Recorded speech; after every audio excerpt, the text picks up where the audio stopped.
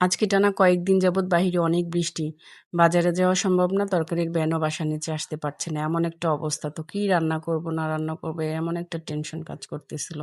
তো ফ্রিজ খুলে দেখলাম যে বেগুন আছে, পটল, কাঁকরোল, মোটামুটি আলহামদুলিল্লাহ অনেক কিছুই আছে। তো গুলশা মাছ দিয়ে বেগুন, আলু দিয়ে রান্না করব। টমেটো নাই, টমেটো থাকলে ভালো হতো। এখানে কাঁকরোল, বেগুন আর পটল একসাথে ভাজা করব। হলুদ, মরিচ, ধনিয়া মাখিয়ে তারপর ভাজার জন্য রেডি করে নিচ্ছি। সবকিছু একদম কেটে রেডি করে তারপর আমার বসাতে ভালো লাগে।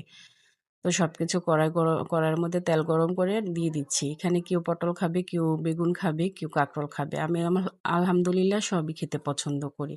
তো আরেক কড়াইয়ের মধ্যে গুলশা মাছগুলো একটু ভেজে নিয়েছি। ভাজা মাছ ছাড়া আমার বাসায় আবার খেতে চায় না। তো ওই কড়াইয়ের মধ্যেও বসিয়ে দিলাম বেগুন আলু দিয়ে তরকারিটা। আর এখানে যে অবশিষ্ট মশলাটুকু ছিল ওই মশলার মধ্যে কুচি করা পেঁয়াজ আর কাঁচামরিচ দিয়ে মেরিনেট করে, আমার বাসায় আবার এরকমভাবে পেঁয়াজ বেরেস্তাটা সবাই পছন্দ করে। তো সবকিছু সুন্দর করে একটু লাল লাল করে ভেজে নিলাম। তো ভাবলাম ২ তরকারি দিয়ে খেলে তো মন ভরবে না। তারপর একটা লাউ ভাজি করে নিলাম। একটা বুড়ো লাউ ছিল, সেই লাউটা কুচি করে ভেজে তারপর ভাজা শেষ করলাম। এখন আমার মনটা ভালো লাগছে যে ৩ টা রেসিপি হয়েছে।